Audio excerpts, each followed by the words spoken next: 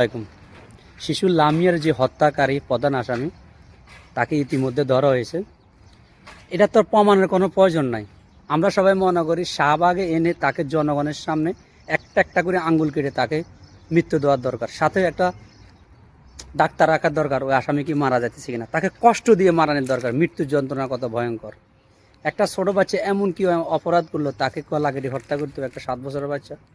তবে বাংলাদেশে আমি আপনি প্রত্যেকটা মানুষ ফেসবুকে 10-12 দিন 15 দিন লেখালেখি করব, লেখালেখি করার পর এটা থাকবে, তারপরে আরেকটা ঘটনা ঘটায় দামাচাপাতি এটা মনে করেন এই বিচারটা সুষ্ঠুভাবে হয় না। কারণ বাংলাদেশে আজ পর্যন্ত কোনো এমন ধরনের নজিরবির ঘটনা ঘটে নাই। কোনো মৃত্যু মানুষ মারা গেলে তার সুষ্ঠু বিচার হয়েছে, তাকে মৃত্যুদণ্ড দিয়েছে, এমন কোনো ঘটনা ঘটে নাই। আমরা জাতি হিসাবে মাদের কাছে কলঙ্কিত।